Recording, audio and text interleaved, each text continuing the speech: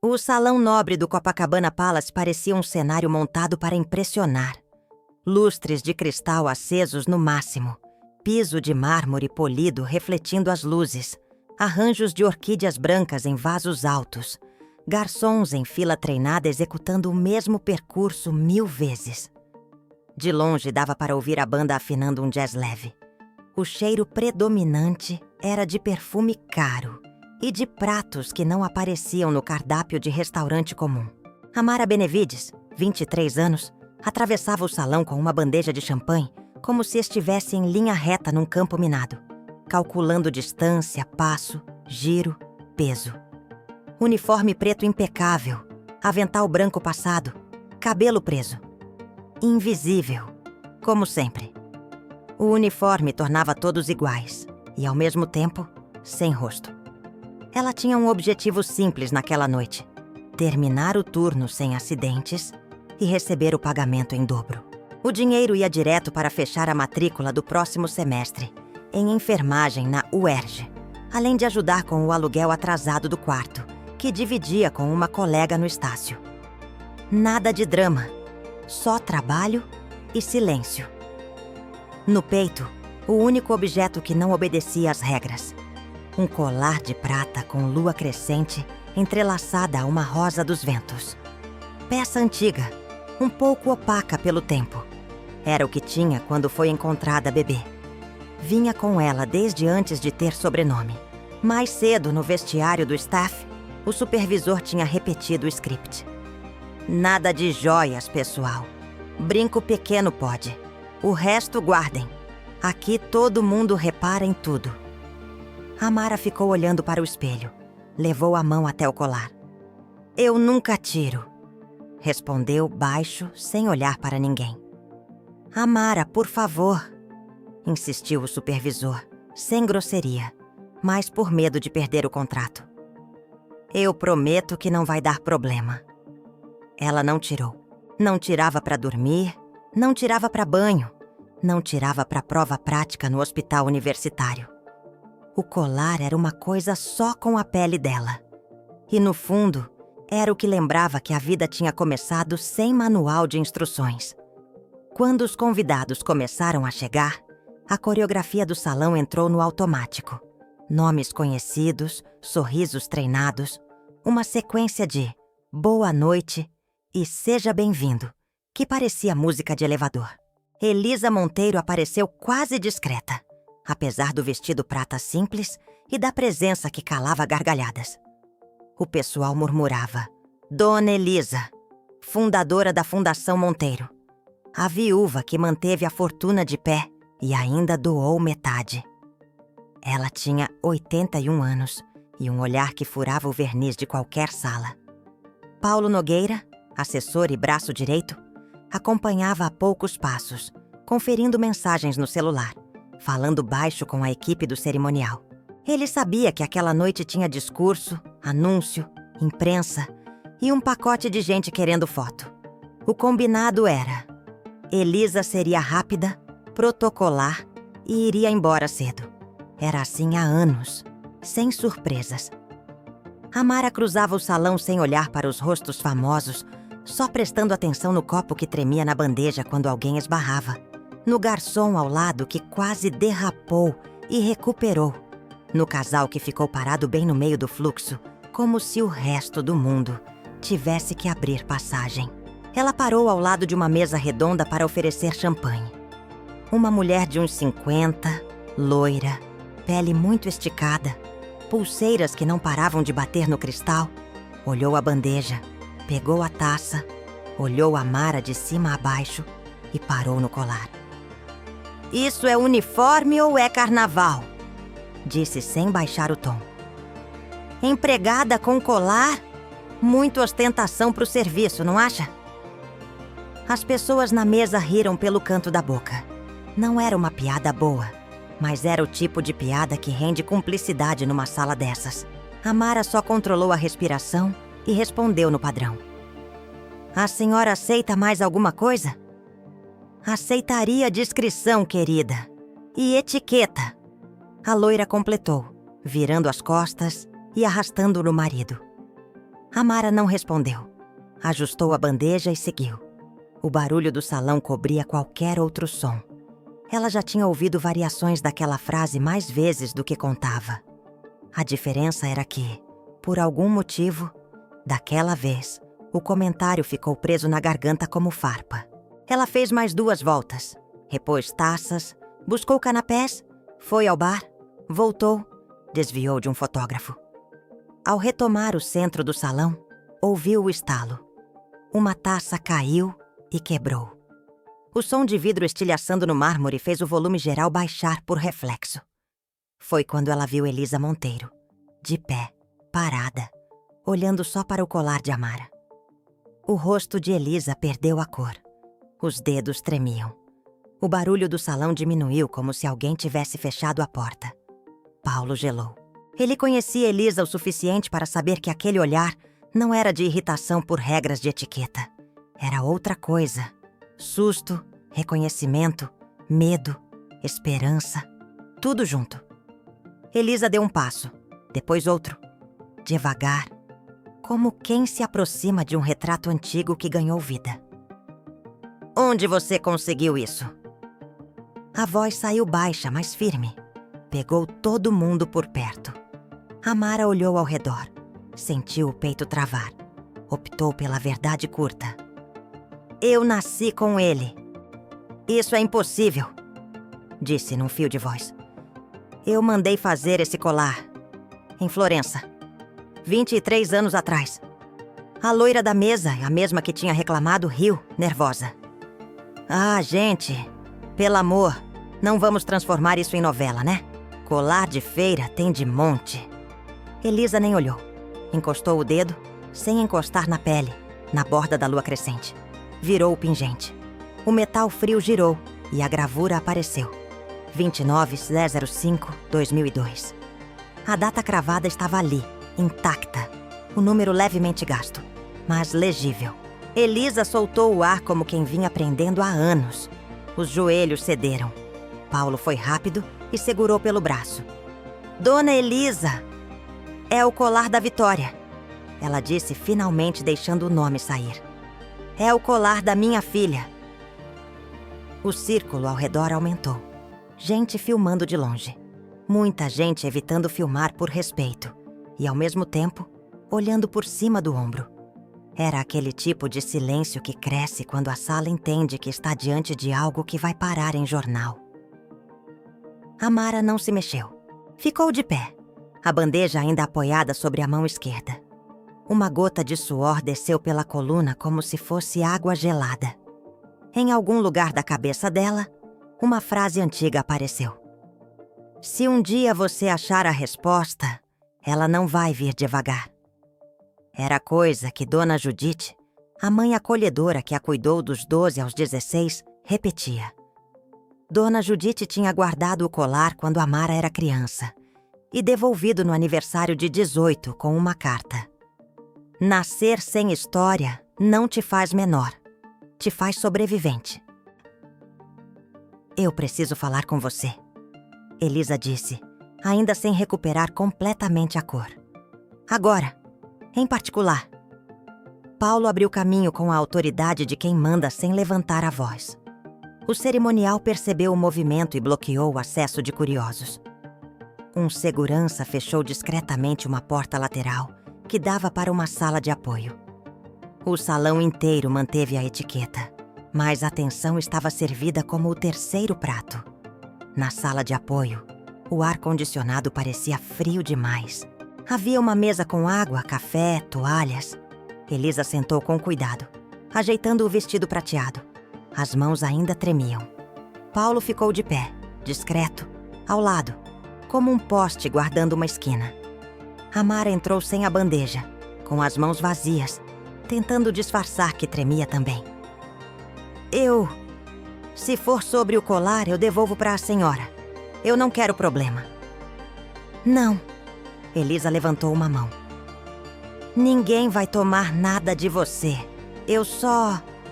Respirou fundo. Eu só preciso entender. Ela apontou para uma cadeira. Amara sentou. Minha filha, Vitória, morreu em 2002. Elisa começou, direto. Acidente de carro. Ela estava grávida de 7 meses. Foi levada para o Hospital Roosevelt, em Botafogo. Disseram que o bebê não sobreviveu. Disseram que ela morreu horas depois. Me entregaram uma lista de objetos pessoais, mas... a voz falhou. O colar não estava. Eu procurei por meses. Contratei gente, vasculhei estoque, falei com a enfermeira, com o administrador. Nada. Nunca achei. A Mara ficou olhando o colar. Passou o polegar devagar pelo metal, como quem toca um nome gravado numa pedra. Eu fui achada bebê, na porta de um hospital. Disse sem rodeios. Não sei qual. Tenho uma certidão que só diz Benevides. Sem nome de mãe, sem nome de pai. O colar veio preso no cobertor. Isso é tudo que eu sei. Elisa encostou as costas na cadeira e fechou os olhos por um segundo.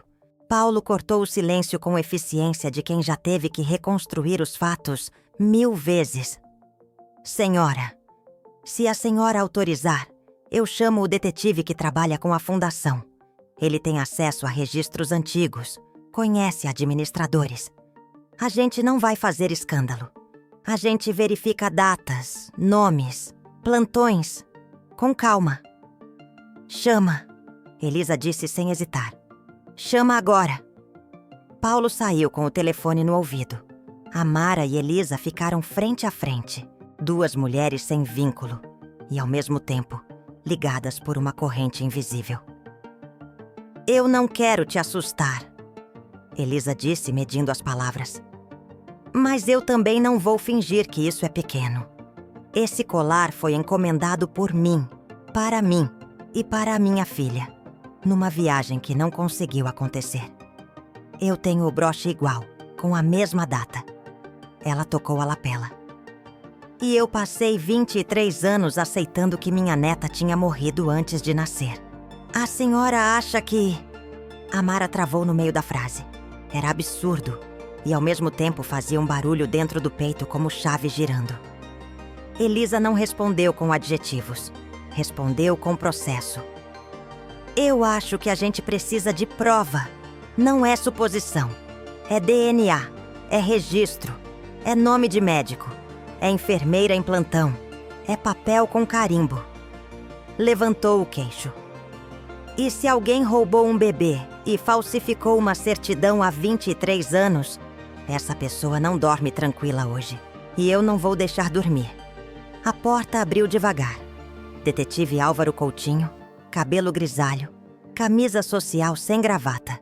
Entrou com um notebook debaixo do braço e um jeito de quem já pisou em sala, onde o mundo estava de cabeça para baixo mais de uma vez.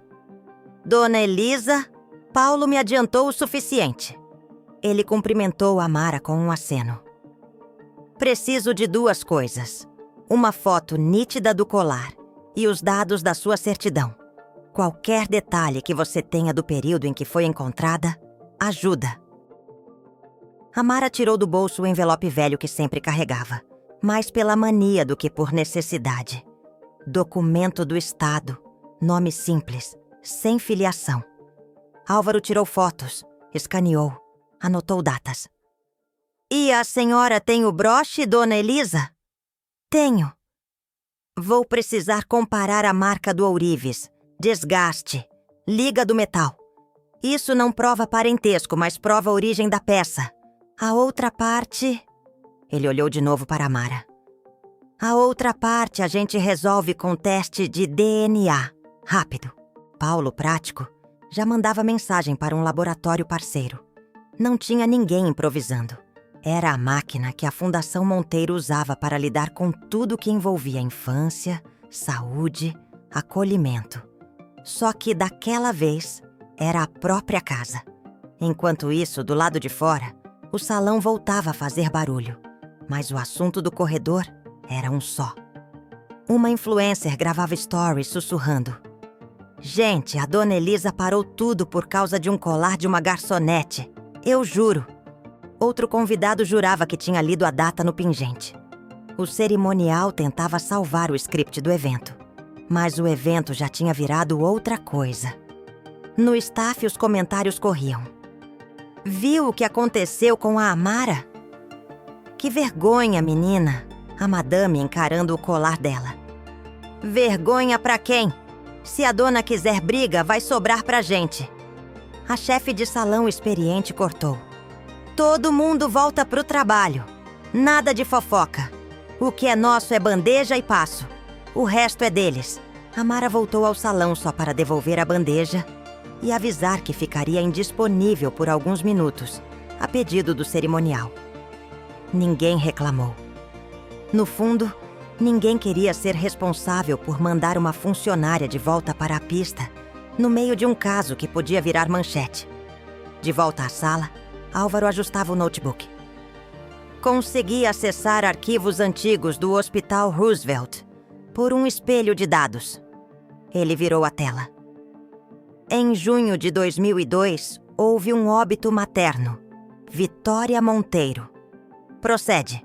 E 3 dias depois, tem registro de bebê do sexo feminino encontrado na entrada do pronto atendimento.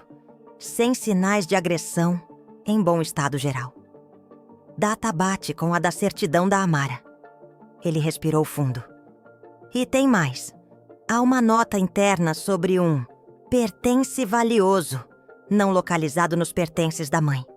O colar. Elisa fechou os olhos por 2 segundos. Quando abriu, não era mais a avó que perdeu uma filha. Era a mulher que sustentou uma fundação, que encarou o conselho, advogado e político durante décadas. A gente faz DNA hoje, olhou para Amara. Se você me permitir. Eu quero, Amara respondeu. Porque a minha vida toda, se alguém me perguntava de onde eu vim, eu respondia, não sei. E eu cansei de responder isso. Então vamos agora, Paulo disse. Eu já pedi o carro. O laboratório está esperando. No trajeto até o laboratório, dentro do carro, Amara olhava a praia de Copacabana pela janela. Tinha vontade de ligar para a colega de quarto, Tessa, e contar qualquer coisa que fizesse sentido. Mas não tinha frase pronta. O celular vibrava com notificações que ela nem abriu. A cidade continuava igual lá fora. Ônibus cheios, turista tirando foto com vendedor de mate e biscoito de polvilho. Só que dentro do carro, parecia outro país. Elisa quebrou o silêncio. Eu não sei como ser sua avó, Amara, disse sem floreio. Se for verdade. Eu não sei o que você gosta, o que você odeia, como você estuda, o que te assusta. Eu não tenho 23 anos para recuperar em um dia. Mas se for verdade, eu não vou embora. Amara respirou, tentando organizar o peito. Eu também não sei como é ter avó. Ela encarou, simples. Mas eu sei reconhecer quando alguém está sendo honesto. Elas ficaram assim, sem criar promessa que não dá para cumprir em meia hora. Só avançando a partir do que tinham. Um colar, uma data e uma decisão. No laboratório, tudo foi objetivo. Swab de bochecha, termo de consentimento, cadeia de custódia. Enquanto o material seguia para processamento, Álvaro pediu para fotografar o colar com mais detalhe. O ourives em Florença tinha deixado uma marca minúscula, quase uma assinatura. Ele comparou com o broche de Elisa, retirado da lapela com mãos trêmulas e colocado numa flanela. Mesma marca de ourives, ele disse sem suspense. Mesma liga de metal, padrão europeu da época. Isso não é de produção em série, é peça sob encomenda. Elisa assentiu sem sorrir. Aquilo não provava sangue, só provava história. O resto seria o laudo. O resultado não é instantâneo, o técnico informou. Mas vamos priorizar. Priorizar, Paulo repetiu, como quem autoriza uma ordem. A fundação pagava essa prioridade em muita pesquisa e muito equipamento doado. E agora isso voltava, ironicamente, para casa. Antes de irem embora, Álvaro fez mais uma pergunta a Amara. Na sua certidão consta local de achado? Não, só o nome. Só Benevides e a data. Ela deu de ombros. É quase como se alguém tivesse feito o mínimo para me registrar sem deixar rastro. É exatamente isso, ele disse, anotando. E se foi exatamente isso, alguém ganhou alguma coisa com esse desaparecimento. E eu vou descobrir quem. De volta ao Copa, o evento já tinha virado protocolo de novo. Banda tocando, gente sorrindo, discursos, cheques simbólicos para fotos. Ninguém falava alto do assunto porque era feio.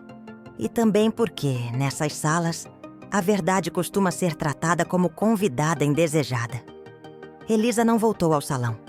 O cerimonial anunciou que, por motivos pessoais, a fundadora faria o discurso em outro evento. A frase foi neutra o suficiente para não acender incêndio. Mas quem tinha visto sabia que aquela noite tinha rachado alguma coisa. No fim do turno, já perto da meia-noite, Amara pegou a mochila surrada no vestiário.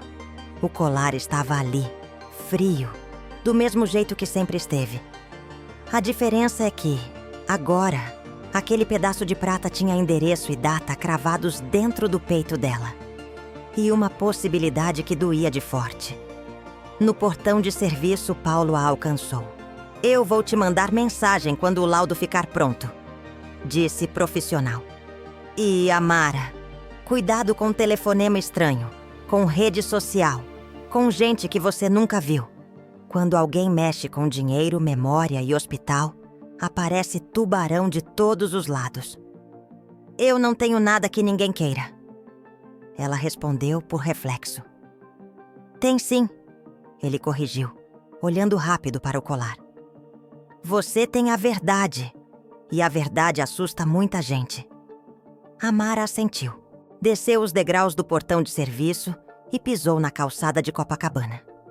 A cidade seguia acesa, barulho de ônibus, casal brigando por besteira, vendedor oferecendo água. A vida não parava por causa de colar nenhum.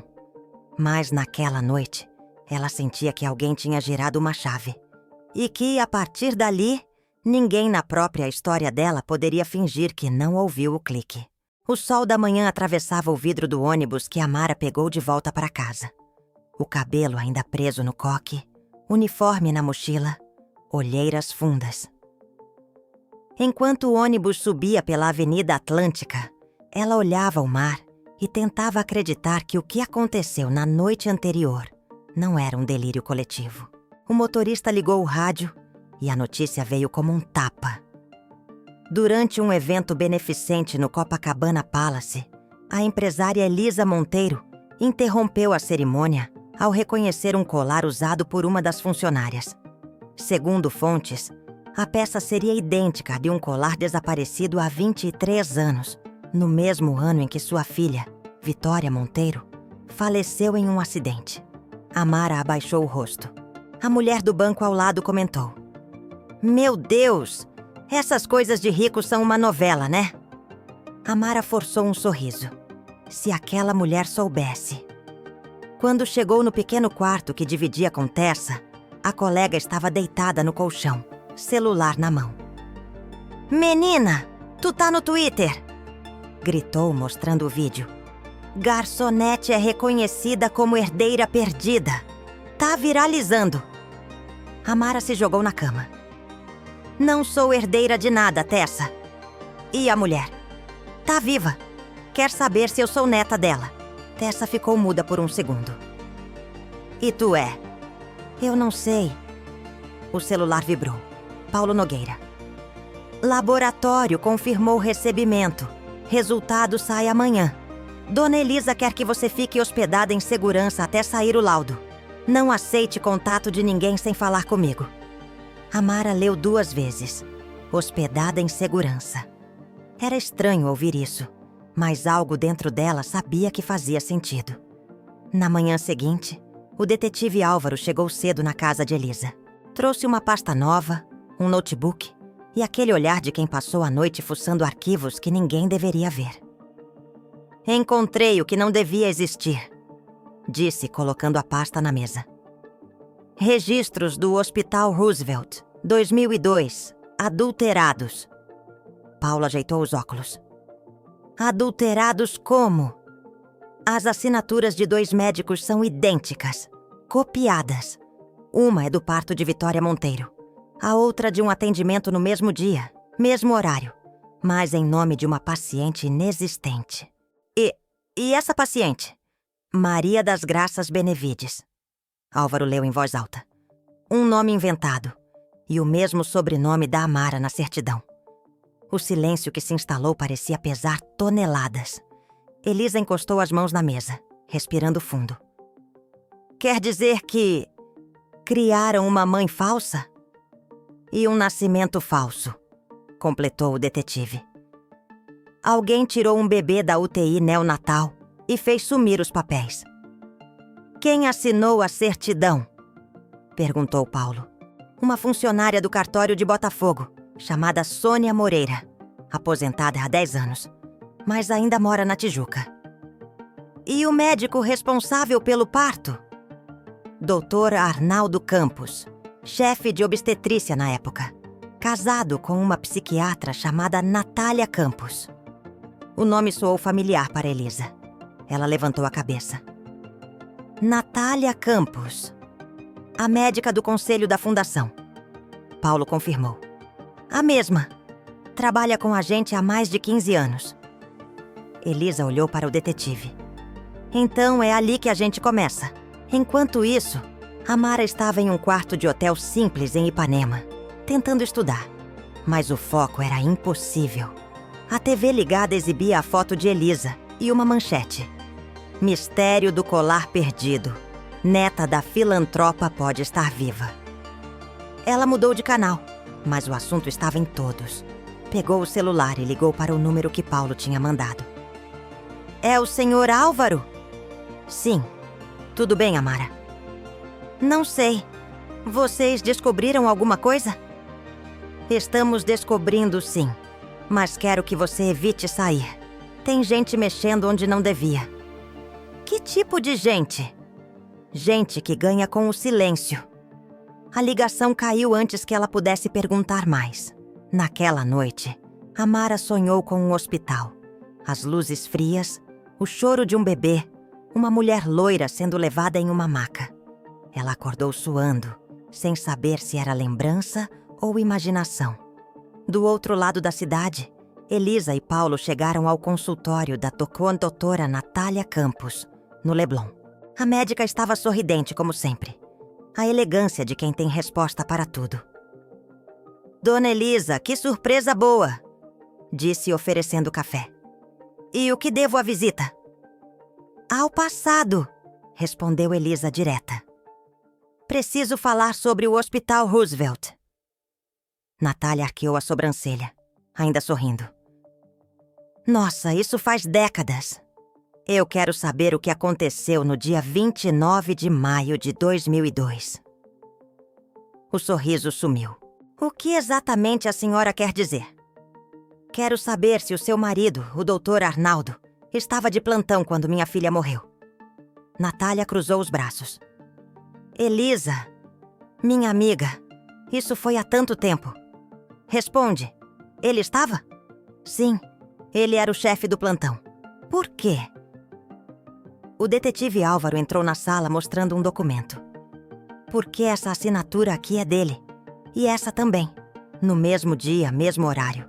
Uma de Vitória Monteiro, outra de Maria das Graças Benevides. Natália congelou. Por um segundo, apenas o barulho do ar-condicionado preenchia a sala. Isso é sério, doutora? Álvaro continuou. Se ele trocou uma certidão, estamos falando de sequestro de bebê e falsidade ideológica. Isso é um absurdo. Ela respondeu, a voz mais alta. Vocês estão me acusando sem prova. A prova vai chegar amanhã, disse Elisa firme. O DNA. Natália recuou, mas o medo já tinha aparecido no rosto. Ela pegou o celular, nervosa. Eu não vou permitir esse circo. Ninguém pediu sua permissão. Elisa respondeu, levantando-se. Pedi a verdade. E a verdade está vindo. Na manhã seguinte, o laboratório enviou mensagem. Laudo pronto. Entrega confidencial. Paulo e Elisa foram buscar pessoalmente. O envelope era grosso, lacrado. Elisa o segurava como quem segura um coração. Mas quando estavam prestes a abrir, o celular de Paulo tocou. Álvaro, preciso que vocês venham para o Hospital Roosevelt. Agora. Por quê?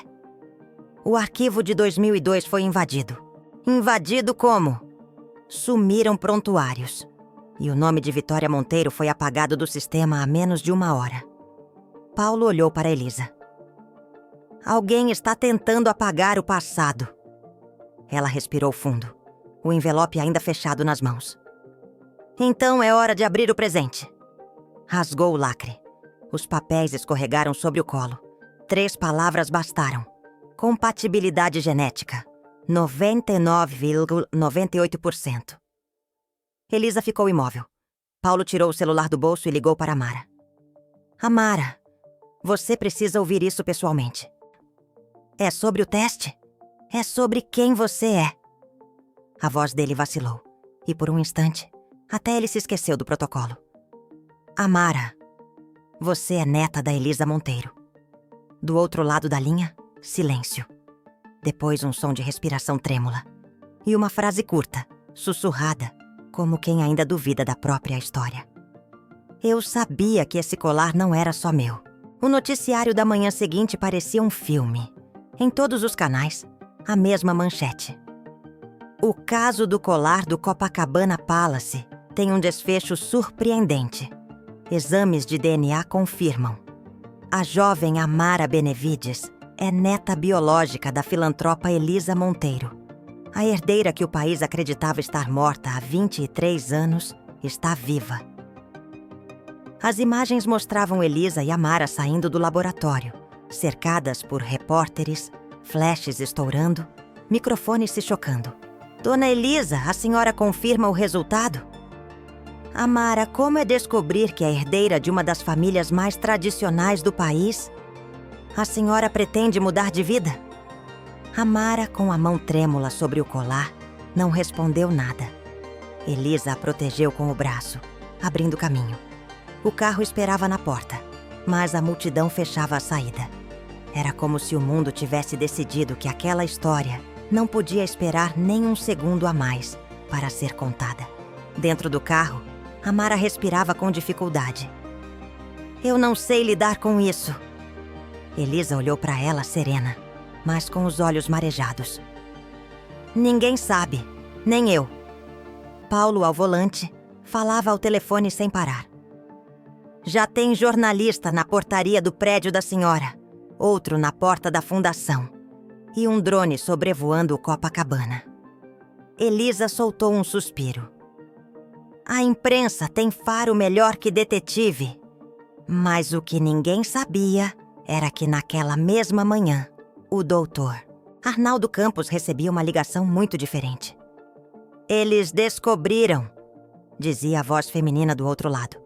O DNA deu positivo. Arnaldo empalideceu. Como assim descobriram? O arquivo foi invadido. A mulher do colar é a neta da Elisa Monteiro. Droga! Ele murmurou trancando a porta do consultório. E o prontuário? Eu apaguei o nome da Vitória, como o senhor mandou.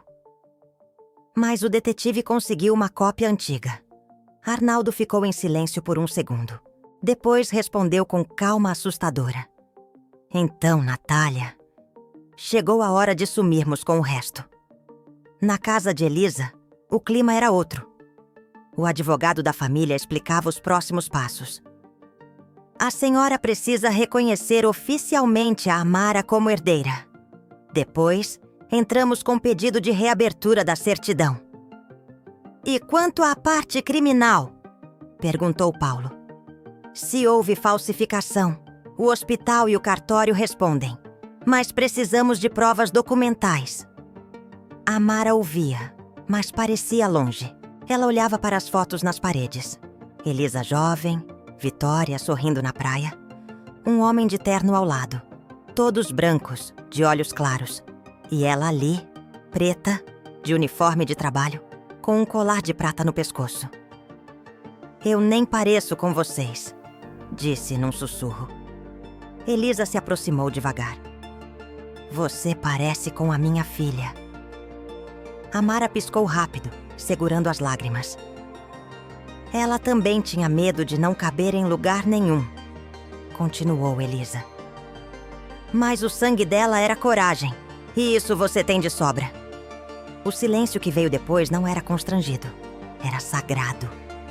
Horas depois, o detetive Álvaro ligou. Dona Elisa, preciso que a senhora venha comigo. O que aconteceu agora? A médica Natália Campos desapareceu. E o marido... Ele fez uma pausa.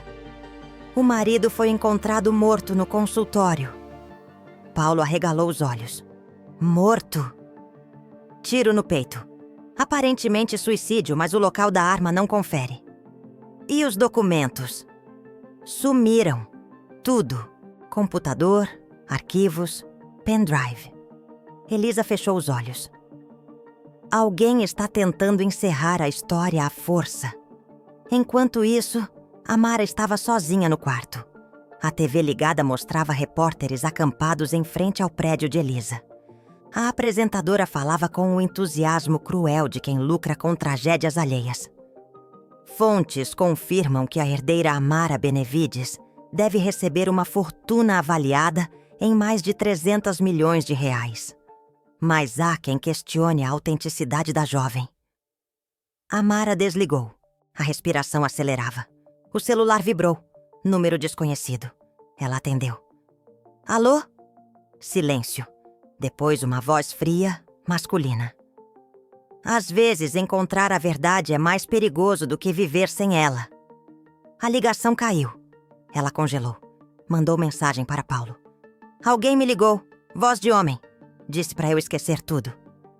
Paulo respondeu em segundos. Não atenda mais ninguém. Já estamos indo. No mesmo momento, o detetive Álvaro analisava o prontuário recuperado.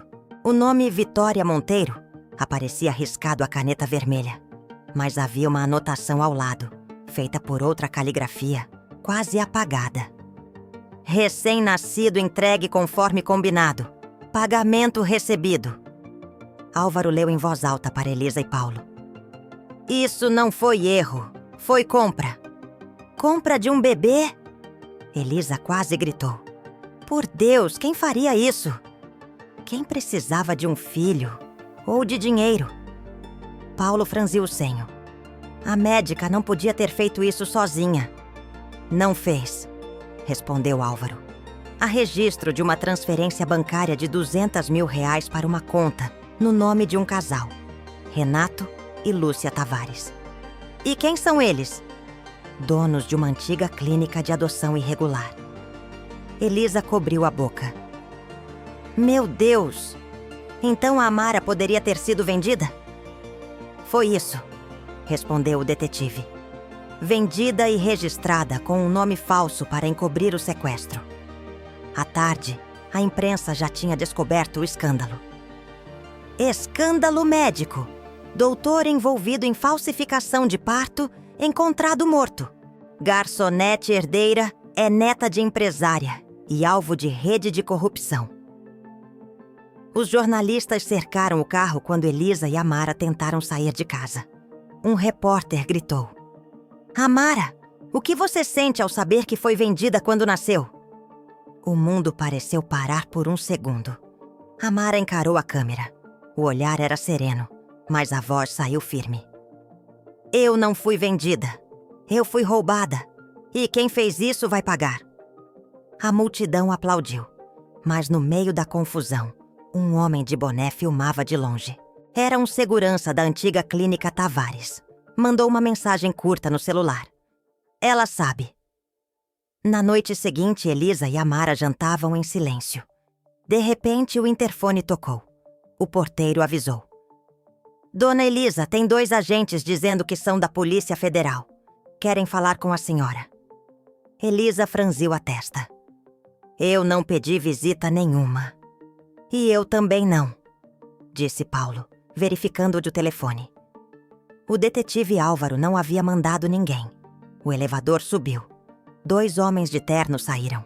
Um deles tinha a postura ensaiada de quem é treinado demais. "Boa noite, Dona Elisa", disse o primeiro. "Somos da Divisão de Crimes Especiais. Precisamos que a senhora e sua neta nos acompanhem." "Quem autorizou?" perguntou Paulo. "Mandado confidencial", respondeu o outro, mostrando um papel rápido demais para ser lido. Álvaro chegou minutos depois, com o farol do carro ainda aceso. "Elisa, não vá!" gritou da porta. "Esses homens não são policiais." Mas era tarde demais. Um dos falsos agentes já segurava o braço de Amara. Ela tentou se soltar, gritando, mas o homem encostou algo metálico no lado da cintura dela. "Fica quieta e ninguém se machuca." Elisa se levantou, o coração disparando. "Solte-a agora!" O homem olhou para ela e sorriu. "Relaxa, madame. Só vamos conversar com a moça." Paulo tentou intervir, mas levou um golpe no ombro que o derrubou. Em segundos, os dois falsos agentes arrastaram Amara até o elevador. As portas se fecharam. Elisa correu até o corredor gritando o nome da neta. Mas o som do elevador descendo foi o que ficou no ar. O detetive Álvaro pegou o rádio. "Eles não são polícia. São seguranças da Clínica Tavares. Estão levando ela para silenciar." Elisa encostou na parede, a respiração falhando. "Eles estão levando minha neta de novo." As mãos dela tremiam, mas os olhos não. "Então agora é guerra", disse firme. "E dessa vez, eu é que vou buscá-la." O elevador desceu como um soco no estômago. Elisa ainda estava parada na porta quando o ding ecoou lá embaixo. O som parecia zombar. "Paulo, liga para a polícia! Agora!" gritou. Ele já estava no telefone, mas a voz do outro lado não trazia alívio. "Senhora, precisamos confirmar a ocorrência. A senhora tem certeza de que são sequestradores?" Elisa apertou o aparelho com tanta força que o plástico rangeu. "Eles levaram minha neta. Isso é o suficiente para você?" Do outro lado, o detetive Álvaro já descia as escadas do prédio, arma na mão, tentando alcançar o carro preto que arrancava na calçada. "Amara!" gritou, mas o som do motor cobriu o nome. O carro desapareceu em meio ao trânsito do Leme. Álvaro entrou no carro e acionou o rastreador do sistema da Fundação Monteiro. Graças ao protocolo de segurança que Paulo ativara na noite anterior, o celular de Amara tinha um rastreador silencioso. Na tela, um ponto piscava, seguindo pela Lagoa Barra. "Eles estão subindo para a serra." "Petrópolis", murmurou. "Claro. É lá que a Clínica Tavares mantinha o antigo casarão." Ele ligou para Elisa. "Achei o rastro. Levaram ela para uma casa antiga, propriedade da família Tavares. Eu tô indo." "Eu também", respondeu ela. "De jeito nenhum, Dona Elisa. Isso é perigoso." "Mais perigoso é ficar parada." Amara, dentro do carro, tentava entender o que estava acontecendo. Os vidros escurecidos impediam de ver a rua. O homem ao volante não dizia nada. O outro, no banco ao lado, mantinha uma arma no colo. "Onde vocês estão me levando?" perguntou. "Lugar tranquilo", respondeu o da frente. "Só até resolvermos uns documentos." "Eu não sou burra. Ninguém disse que era. Mas tem gente muito nervosa com essa história de herdeira desaparecida." O homem olhou para trás e sorriu de canto. "Às vezes, a verdade atrapalha negócios grandes demais." Amara ficou calada. O colar, escondido sob o casaco, parecia pulsar contra a pele, como se a lua prateada batesse o mesmo ritmo do coração. Em Botafogo, o escritório de Paulo virou uma central improvisada. 3 notebooks abertos, rastreadores, telefone sem parar de tocar. Álvaro enviava coordenadas por mensagem. "Eles pegaram a estrada velha para Petrópolis. Eu reconheço o padrão. Estão evitando pedágio para não aparecer em câmera." Paulo se virou para Elisa. "A senhora devia descansar um pouco." A gente cuida disso. Você acha mesmo que eu vou deitar enquanto minha neta tá sendo levada? Ela respondeu, firme. Eu perdi uma filha porque confiei em gente errada. Eu não vou perder outra. Ela pegou o telefone fixo e discou um número antigo. É o deputado Figueiredo? Aqui é Elisa Monteiro. Eu preciso de um favor que não está em nenhum papel. O homem do outro lado hesitou. Elisa, faz 20 anos que a senhora não me liga. Pois é. E eu espero não precisar de mais 20 para agradecer. Meia hora depois, a PF estava mobilizada. Na estrada, o carro preto subia os trechos de curva fechada da serra. Chovia fino. O motorista manteve o farol baixo, evitando chamar atenção. Amara fingia calma, mas os olhos observavam cada detalhe. A marca do relógio do homem, o cheiro de gasolina, a curva que fazia o carro tremer, o som de um trem ao longe. Ela registrava tudo, como aprendeu na enfermagem. Observar, respirar, reagir só quando necessário. Por que eu? Perguntou, tentando quebrar o silêncio. O homem do banco da frente riu. Porque você vale muito, mocinha. Quanto? O suficiente para quem te comprou 20 anos atrás não querer pagar de novo. O sangue dela gelou. Quem me comprou? Pergunta para sua avó quando voltar. Se eu voltar? Exatamente. Ele riu de novo. Mas dessa vez, Amara já tinha notado. O homem ao lado mexia no celular de forma nervosa. Digitava mensagens rápidas. Apagava. Ela inclinou o rosto e conseguiu ler o início de uma delas no reflexo do vidro. Chegando. Preparar transferência. Embaixo da serra, Álvaro acelerava, olhos fixos no ponto no mapa. Eles vão chegar ao casarão em 20 minutos. Então a gente chega em 15, respondeu o policial rodoviário ao lado. Do outro lado da linha, Elisa ouvia tudo, segurando o crucifixo no pescoço. Por favor, Deus, não me deixa enterrar mais ninguém. O casarão dos Tavares era uma construção colonial abandonada. Janela quebrada, portão enferrujado, mata crescendo pelas frestas. Mas por dentro, havia câmeras, grades e silêncio. Um lugar feito para não ser achado. Os dois homens empurraram Amara para dentro. Ela tropeçou, mas manteve o olhar erguido. Se vocês acham que ninguém sabe onde eu tô, estão enganados. Ninguém sabe de nada, princesa. A polícia só corre atrás quando o nome é branco e famoso. Minha avó é famosa o suficiente para mover o país. Então vamos ver se ela chega antes do depósito. Ele a empurrou para dentro de um quarto. Porta trancada. Luz fraca. Só um colchão e um balde. Amara respirou fundo. O som da fechadura ecoou. Sozinha, encostou a testa na parede fria. Lembrou das palavras de Elisa no carro. O sangue da sua mãe era coragem. Fechou os olhos. Então é agora, mãe. Lá fora, os faróis da polícia começaram a cortar a neblina da serra. Álvaro falava no rádio. Equipes 1 e 2 pelas laterais. Grupo de contenção no portão. Ninguém atira até eu dar o sinal. Paulo, no segundo carro, ajudava a coordenar. Elisa insistira em vir, sentada no banco de trás, rezando o tempo todo. Ela tá viva, eu sinto. Álvaro assentiu, arma engatilhada. E vai continuar. De repente, um barulho, um disparo, um grito. Depois, o som do motor acelerando. O carro dos sequestradores tentava fugir pelos fundos. Equipe 2, bloqueia a saída! Álvaro gritou. Os homens correram.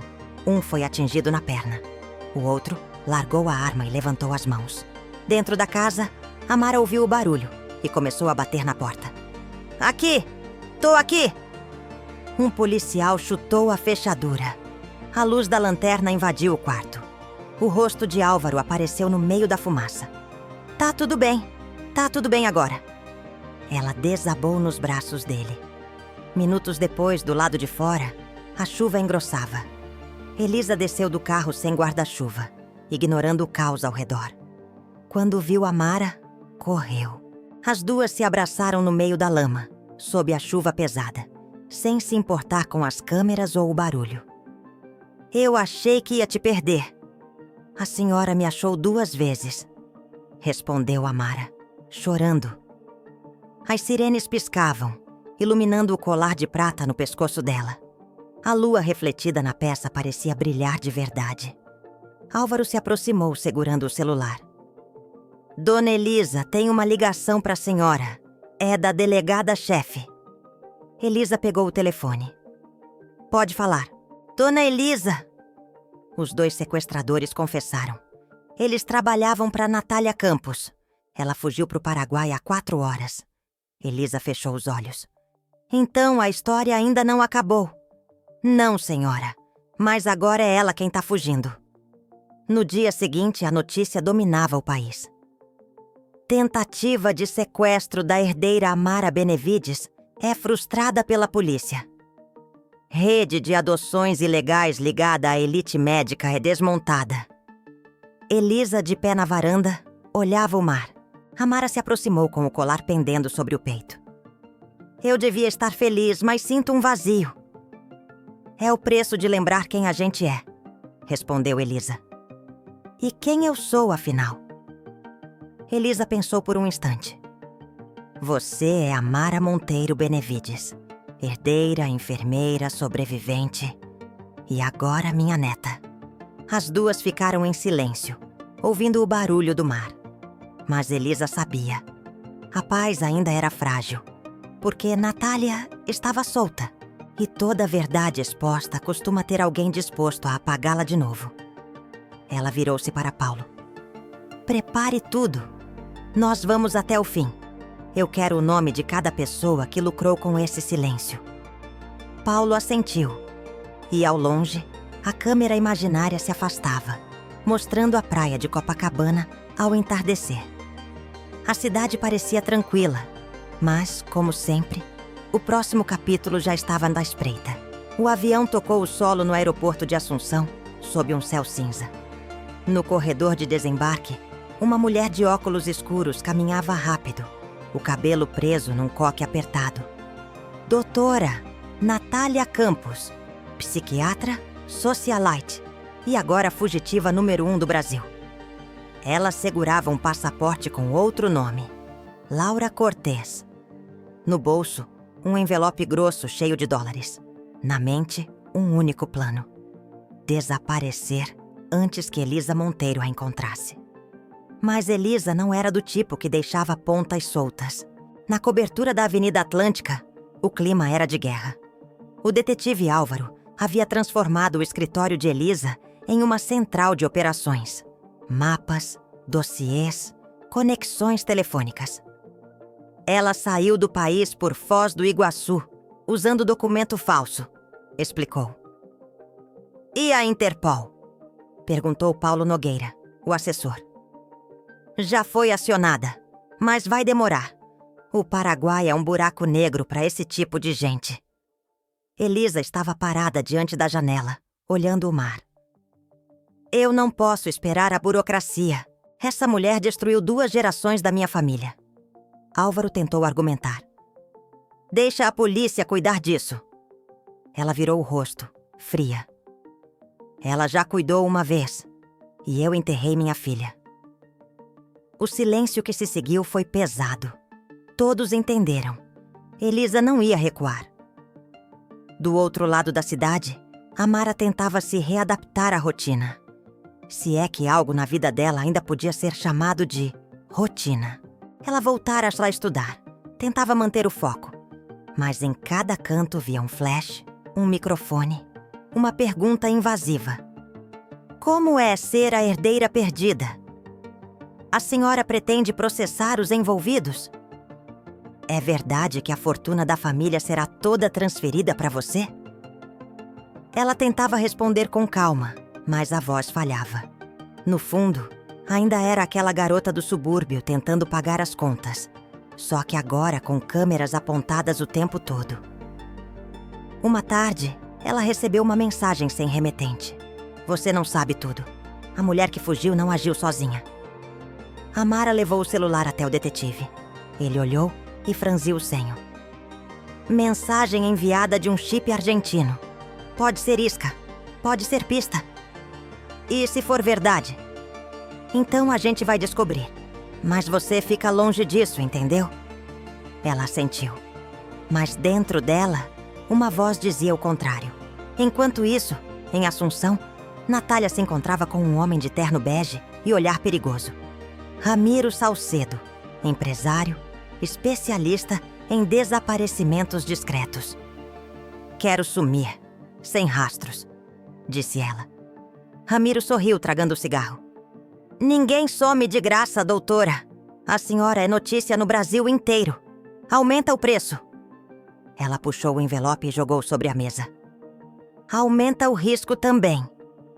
Ele abriu, contou o dinheiro.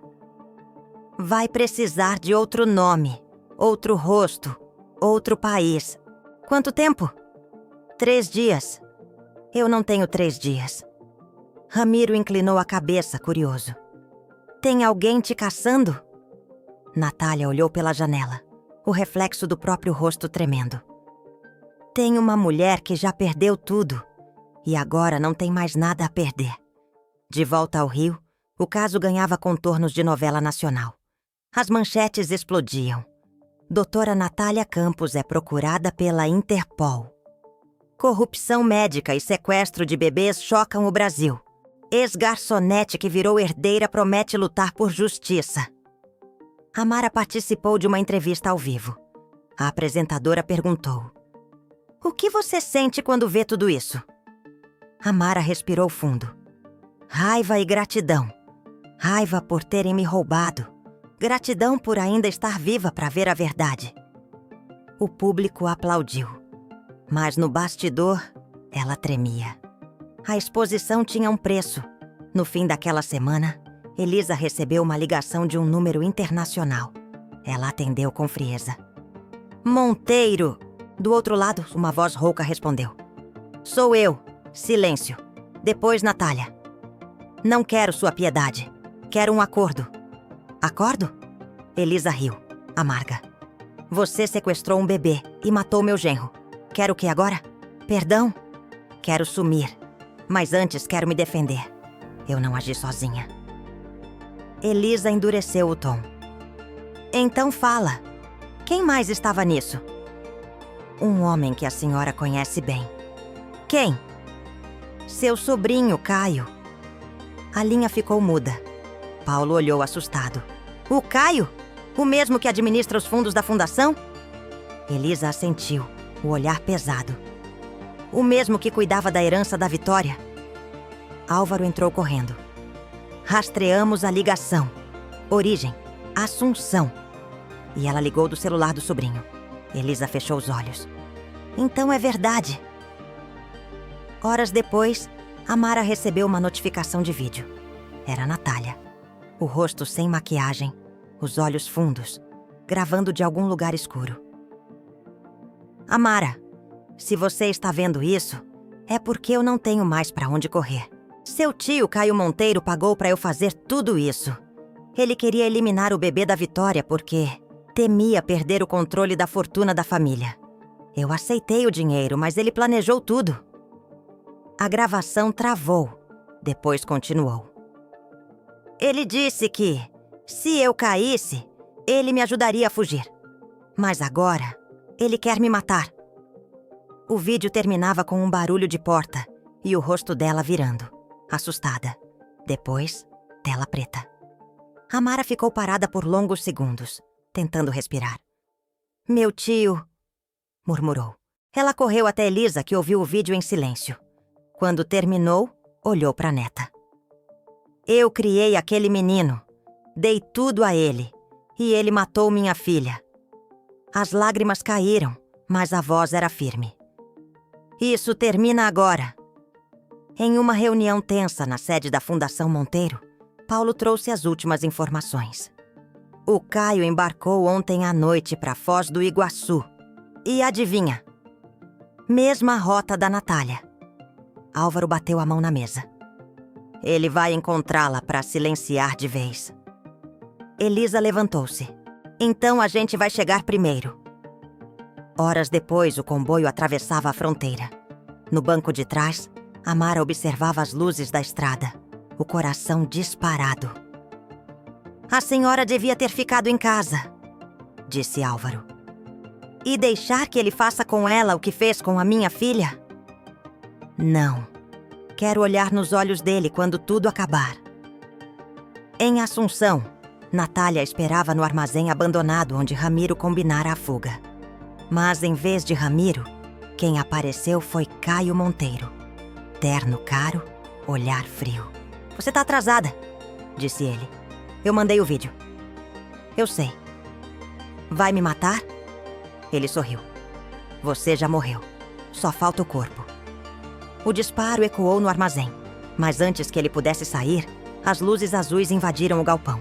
Gritos, sirene, polícia. Álvaro surgiu armado, seguido por agentes locais. Caio tentou correr, mas tropeçou nas caixas. O som das algemas ecoou alto. Elisa entrou em seguida. Olhou o corpo de Natália no chão, ainda respirando, e depois fixou o olhar no sobrinho. Você matou a Vitória por dinheiro. Caio sorriu, sem culpa. Dinheiro move o mundo, tia. Você devia saber disso melhor que ninguém. Não. O que move o mundo é o amor. E você nunca teve nenhum. Ele foi levado. Natália, ainda viva, foi socorrida. Antes de entrar na ambulância, segurou o braço de Amara. Me perdoa. Amara a olhou com calma. Não posso, mas também não quero te odiar para sempre. De volta ao Brasil, as manchetes tomaram o país. Caio Monteiro é preso por planejar assassinato da irmã e sequestro de bebê. Rede de corrupção desmantelada após 23 anos de impunidade. Família Monteiro promete doar parte da fortuna para instituições de acolhimento. Na cobertura, Elisa assistia a notícia ao lado da neta. Ele vai pegar prisão perpétua? O suficiente para nunca mais ver o sol da praia. Amara sorriu, triste. A justiça nunca traz a paz, né? Não, mas abre o caminho para ela chegar. Ela segurou a mão da neta. Agora o mundo todo sabe quem você é. A escolha é sua. Sumir ou lutar. Amara olhou para o mar. Respirou fundo. Minha mãe morreu para que eu vivesse. Eu vou lutar. No dia seguinte, em uma coletiva de imprensa, Amara subiu ao palco. Câmeras, luzes, jornalistas. Ela respirou fundo e começou. Meu nome é Amara Monteiro Benevides. Fui abandonada quando bebê, enganada pelo sistema, silenciada por poderosos. Mas a verdade encontrou o caminho de casa. Hoje prometo usar o que herdei não para enriquecer, mas para reparar. Porque justiça de verdade não é vingança, é transformação. Aplausos, lágrimas. E entre elas, o olhar de Elisa. Orgulhoso, finalmente em paz. Enquanto a coletiva terminava, uma câmera afastava-se da multidão e subia sobre o mar de Copacabana. A narração final dizia: às vezes a verdade dorme por décadas, mas quando desperta, nenhum poder pode detê-la. O colar da lua, perdido entre mentiras e ganância, foi o fio que uniu passado e futuro. E no fim, o amor de uma mãe falou mais alto que o silêncio de um império. O som do mar fechava a cena. O julgamento começou numa manhã nublada no Fórum do Rio de Janeiro. Do lado de fora, repórteres, câmeras e curiosos se amontoavam atrás das grades. Do lado de dentro, silêncio. Apenas o som dos passos ecoando no chão de mármore e o estalar distante das canetas dos advogados. No banco dos réus, Caio Monteiro, o ex-sobrinho modelo, agora de terno amassado, olhava para o chão, sem o brilho que um dia encantou os investidores. Atrás dele, o nome Monteiro, bordado em ouro no antigo brasão da família, parecia uma ironia cruel. No banco oposto, Amara Benevides, vestida de branco, o colar prateado repousando sobre o peito. A lua e a rosa dos ventos, refletindo as luzes frias do tribunal. Ao lado dela, Elisa Monteiro, firme, com o semblante de quem já enterrou uma filha e agora enterrava a mentira que roubou 23 anos de amor. O juiz ajeitou os óculos e deu início à sessão. Processo número 4.682.23. Réu Caio Monteiro, acusado de fraude, falsificação de documentos, sequestro e homicídio qualificado. Os advogados se levantaram. As vozes cruzaram argumentos técnicos, mas ninguém ouvia direito. Porque, no fundo, todos queriam apenas uma resposta. Por quê? Quando chegou a vez de Caio falar, o tribunal inteiro ficou em silêncio. Ele respirou fundo, o olhar perdido. Eu cresci ouvindo que a fortuna Monteiro precisava ficar na família e que eu era o herdeiro certo. Pausa. Vitória era tudo o que eu não era. Boa, generosa, amada. E quando ela engravidou, eu entendi que eu nunca teria meu lugar enquanto o filho dela existisse. Um murmúrio percorreu a sala. Ele continuou. Então eu fiz o que achei que precisava fazer. Paguei para sumirem com o bebê. Achei que a história ia morrer junto com ela. Mas o tempo sempre volta para cobrar. O juiz olhou firme. E o senhor se arrepende? Caio sorriu, cansado. Arrependimento é um luxo de quem tem conserto. Eu não tenho mais. A sentença veio minutos depois. Prisão perpétua, sem direito à redução. E pela primeira vez, o herdeiro que sempre teve tudo não tinha mais nada. Do lado de fora, flashes e gritos. Mas Amara e Elisa saíram em silêncio. As duas caminhavam de mãos dadas, ignorando o tumulto. Na calçada, o céu finalmente abria, deixando um raio de sol atravessar a neblina. Amara parou e olhou para a avó. Acabou? Elisa sorriu cansada. A justiça acabou. A vida ainda está começando. 3 meses depois, o antigo prédio da Fundação Monteiro foi reformado e rebatizado. Na fachada, uma nova placa. Instituto Amara Benevides. Laços que curam. O auditório estava lotado. Jornalistas, voluntários, enfermeiros, mulheres de todas as idades. Amara subiu ao palco. O vestido era simples. O colar prateado reluzia sob a luz. A voz, firme e serena, ecoou. Durante muito tempo, meu nome foi um vazio. Eu era um número nos registros do Estado. Uma história sem começo. Hoje eu sou prova viva de que a verdade pode dormir, mas nunca morre. Este instituto vai ajudar crianças esquecidas, mães que perderam filhos e pessoas que, como eu, foram roubadas da própria Tati História. Porque ninguém deve ser definido pela dor que sofreu, mas pela coragem de recomeçar. O público se levantou em aplausos. Elisa, sentada na primeira fileira, chorava sem esconder. Ao seu lado, o detetive Álvaro sorria discretamente. E Tessa, a amiga que dividiu o quarto e os sonhos, filmava cada segundo gritando. Vai, Amara! Agora o Brasil é seu! Naquela mesma tarde, Amara visitou o cemitério onde Vitória estava enterrada. Levava flores brancas e um envelope. A brisa soprava leve, carregando o cheiro de maresia do rio. Ela ajoelhou-se diante da lápide e tocou o nome da mãe com a ponta dos dedos. Mãe, eles tentaram apagar a gente, mas eu te achei. E eu prometo que o teu amor não vai acabar comigo, vai começar com ele. Colocou o envelope sobre o túmulo. Dentro, uma carta escrita à mão. Você me deu a vida 2 vezes. Quando me gerou e quando me deixou com o colar.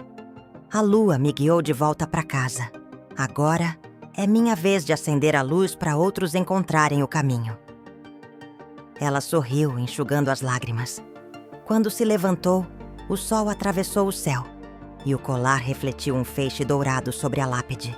Como se o tempo inteiro, a lua e a rosa dos ventos estivessem apontando exatamente ali, o lar. Meses depois, o Instituto Amara Benevides virou manchete internacional. De órfã esquecida a símbolo de esperança. Instituto Brasileiro cria Rede Nacional de Reencontros Familiares.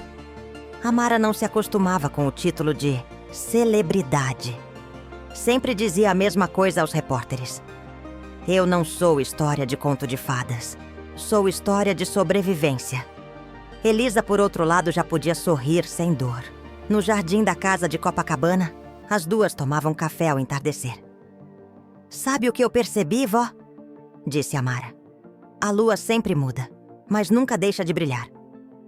E o vento sempre volta para onde o amor está, completou Elisa. As duas riram. Silêncio. Paz. O som das ondas preencheu o ar, e a narração final entrou suave como uma canção. Durante anos, o colar foi só um objeto. Mas ele nunca foi sobre prata ou memória. Foi sobre destino. Sobre como a vida insiste em nos levar de volta ao lugar onde pertencemos. Às vezes, o amor se perde. Às vezes, é roubado. Mas quando é verdadeiro, ele encontra o caminho, mesmo que leve 23 anos. A câmera imaginária se afastava, mostrando a praia de Copacabana iluminada pela lua cheia. No reflexo das ondas, o brilho do colar parecia se multiplicar, como se cada pessoa que assistisse pudesse ver um pedacinho de si naquela luz. E então, a última frase. Amara Benevides não foi apenas uma sobrevivente. Foi o lembrete vivo de que a verdade, quando encontra coragem, vira legado. Fade out. Silêncio. Depois, apenas o som do mar.